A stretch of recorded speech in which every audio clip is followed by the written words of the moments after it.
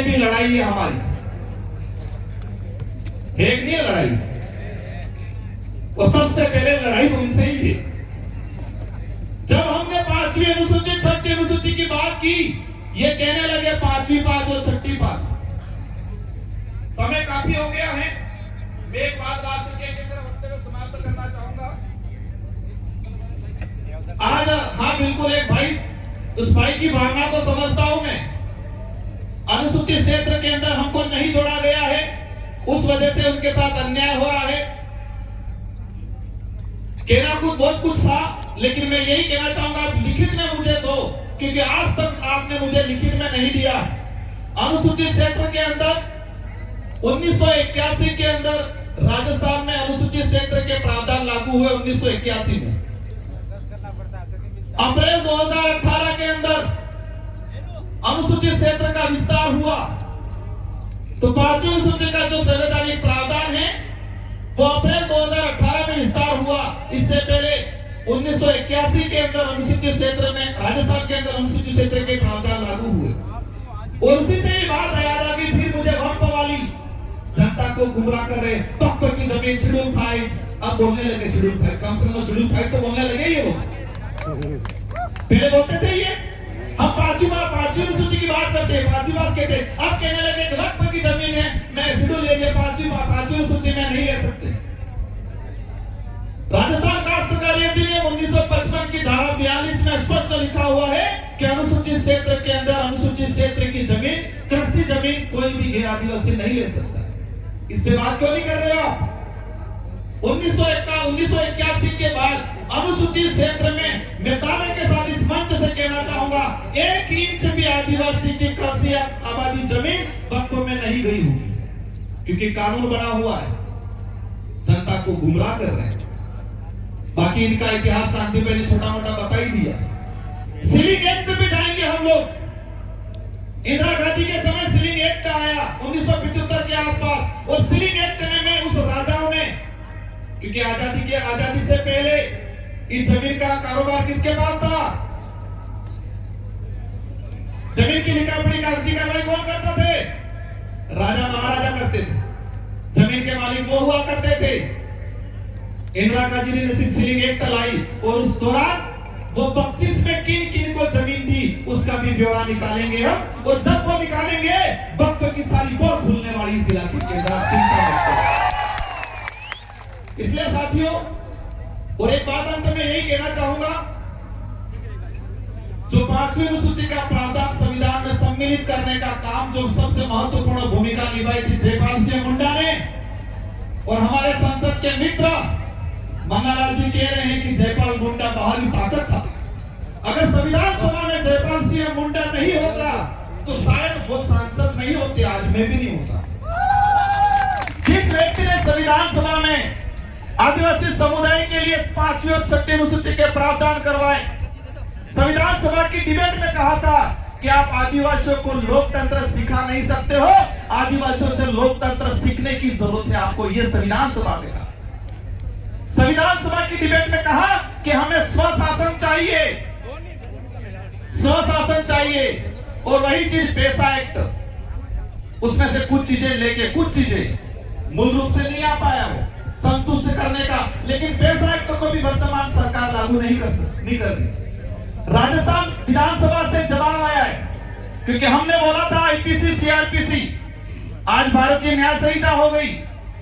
पेशा एक्ट में प्रावधान है 2 साल की कम सजा वाला कोई भी मामला थानेदार सीधा मुकदमा दर्ज नहीं कर सकता। ये मेरी सरकार खुद कह रही है, लेकिन पेशा एक्ट लागू नहीं कर रहे, क्योंकि सरकार नहीं चाहती है कि आदिवासी समाज का कल्याण हो। वो चाहती है कि आदिवासी समुदाय आपस में लड़े भिड़ाए और इन थानों में गुटाता रहे, अपनी जिंदगी निकालनी चाहती है। वो जयपाल सिंह मुंडा के लिए ये बोले, क्या बोले? ये बाहरी ताकत है। साथियों, बातें बहुत सारी हैं। ये हम जिस रास्ते पे चले हैं उस रास्तों पे कांटे बिछे हुए हैं, लेकिन सच्चाई का रास्ता है वो। आने वाले आदिवासी समुदाय नहीं, देश का भविष्य तय करने वाला रास्ता है हमारा, इसलिए घबराना नहीं है। कई चीजें होगी, आप पे मुकदमे भी होंगे, आपको प्रताड़ित भी किया जाएगा, आपको डराया भी जाएगा, आरोप भी लगाए जाएंगे। टीएडी का बजट पिछली बार 1,500 करोड़ रुपया प्रावधान था बजट में। वर्तमान मंत्री ने 1 रुपया खर्च नहीं किया, 1 रुपया। और जब वहां फंसते क्या कहते हैं, राजकुमार ने करोड़ों का मकान बना दिया, राजकुमार करोड़ों की गाड़ियां लेके घूमता है। राजकुमार स्कॉर्पियो में नहीं घूमेगा, साइकिल में घूमेगा क्या? वो सांसद बना, पहले विधायक रहा है 2 बार, तो मैं क्या मैं मकान नहीं बनाऊंगा क्या? तुमने 1500 करोड़ 1,500 करोड़ रुपए में 1 रुपया खर्च नहीं किया।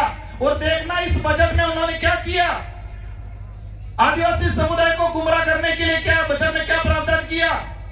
हमने 1750 करोड़ आदिवासी समुदाय के कल्याण के लिए दे रही है करके घोषणा कर। बीजेपी के आईटी सेल से आदिवासी इलाके के अंदर प्रचार कर दिया कि सरकार ने 1750 करोड़ का प्रावधान किया। भाई 1500 करोड़ तो पिछले साल वाले जिसमें 1 रुपया खर्च नहीं किया, सिर्फ 250 करोड़ बढ़ाए और खुश कर दिया जनता को। अगर वो 1500 करोड़ खर्च हुए होते तो संवैधानिक जो प्रावधान है उस आधार पे 1500 करोड़ इस बार और मिलते, तो आदिवासी क्षेत्र में 3000 करोड़ रुपए का विकास होता। लेकिन वर्तमान में जो मंत्री हैं, वर्तमान में जो सरकार है, उनकी वजह से आज आदिवासी इलाके के अंदर स्कूलों में टीचर नहीं है, कमरे नहीं है, स्वास्थ्य सुविधा नहीं, और उनको धर्म की चटनी चटाने के अलावा कुछ फुर्सत नहीं। इन आपने देखा होगा, उन पे जब आरक्षण की बात करो, नौकरियों की बात करो, उनके स्वास्थ्य सुविधाओं की बात करो, तब ये सीधा धर्म पे लेके ले जाते। धर्म हमारा मुद्दा नहीं है, हमारा मुद्दा वो नहीं है।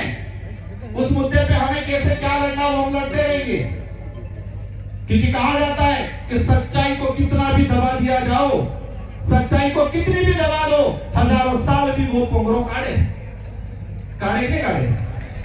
तो तुम पाठ्यक्रम में, और एक बात देखना, हमने एजुकेशन की ओर भागे, हम नौकरियों की ओर भागे, तो नौकरियों की ओर भागने लगे तो ये निजीकरण करने लगे।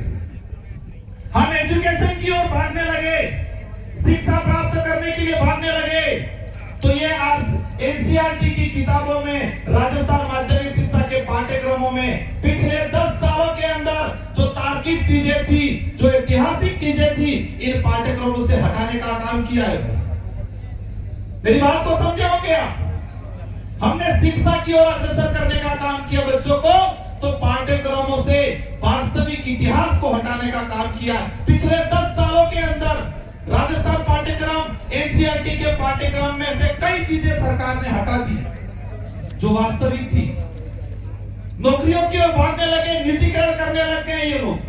अब ये बात ये आती है, लड़ाई मेरी और आप अकेले की नहीं है, लड़ाई सबकी है। और ये लड़ाई सिर्फ आदिवासी समुदाय की नहीं है, ये लड़ाई सभी समुदाय की लड़ाई, हक सबका है।